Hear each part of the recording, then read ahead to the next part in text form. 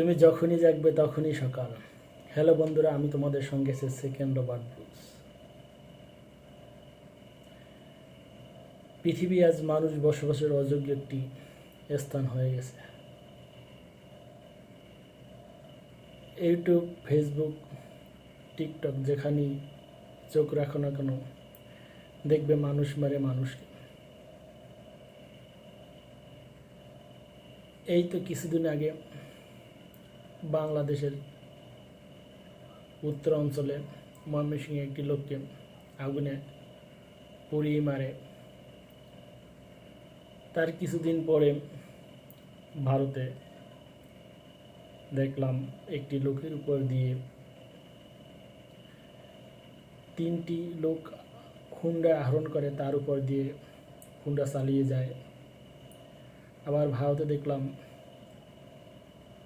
মন্দিরের ঘন্টার মাঝখানের ঘন্টাটা ফেলে দিয়ে ওখানে একজন মহিলা মানুষকে টানিয়ে ঘন্টা দোলাচ্ছে। আবার দেখলাম একজন মানুষকে মেরে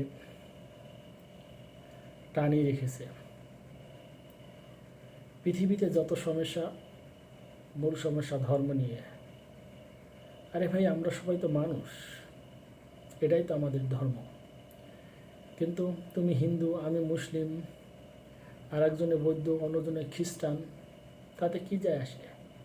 আমরা সবাই মানুষ। প্রাকৃতিক দুর্যোগে আমরা যেভাবে একে অন্যের পাশে ঝাঁপিয়ে পড়ি, যেমন আর্থকোয়েক, ভূমিকম্প হলে আমরা সবাই এগিয়ে আসি, জলোচ্ছ্বাস, বন্যায় সবাই এগিয়ে আসি, সেখানে দেখা যায় না কোনো ধর্ম। আমরা সকল ধর্মের লোক, এক ধর্মের লোকের উপরে বিপদ আসলে আমরা সকল ধর্মের লোক যেমন এগিয়ে আসি, সবসময় আমাদের সকল ধর্মের লোক একত্রে মিলেমিশে থাকতে হবে। তোমারও যাকে বিশ্বাস, আমারও তাকে বিশ্বাস। শুধু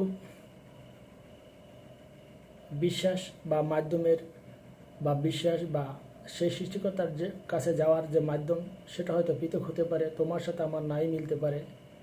তাই বলে মানুষে মানুষে হানাহানি, মারামারি করা চলতে পারে না। যা আমরা ফেসবুক, ইউটিউব, টিকটকে চোখ রাখলেই বা অন্য কোনো মাধ্যমে চোখ রাখলেই এমন কোনো দিন নাই বা এমন কোনো সময় নাই যেখানে মারামারি, হানাহানি না দেখব।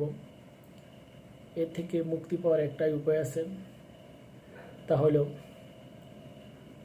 মানুষে মানুষে মৈত্রী তৈরি করা। কোন মানুষ হিন্দু, কোন মানুষ মুসলিম, কোন মানুষ বৌদ্ধ, কোন মানুষ খ্রিস্টান, সেটা মূল বিষয় না।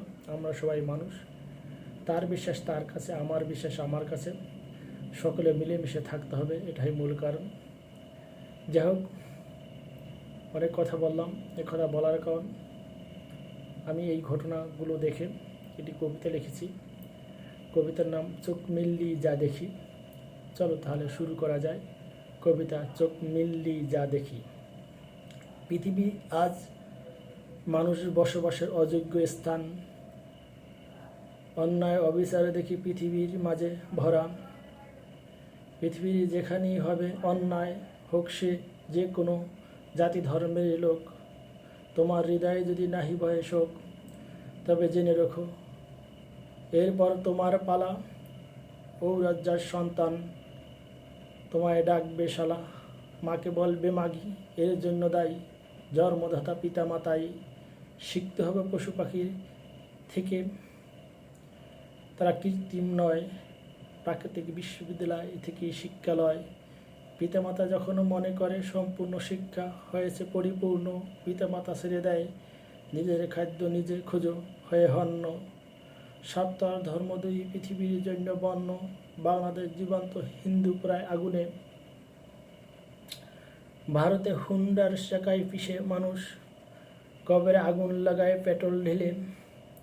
শ্মশান তৈরি হবে কবরের স্থানে, ইসরায়েল ইহুদি মারে, ইয়ানে মুসলিম, আমেরিকায় খ্রিস্টান মারে, বার্মায় বৌদ্ধ।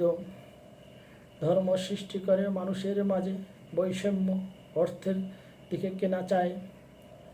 আমেরিকা, রাশিয়া, চীন, ইংল্যান্ড, কেউ অর্থ খুঁজে, কেউ পুণ্য, কেউ মানুষ মারে।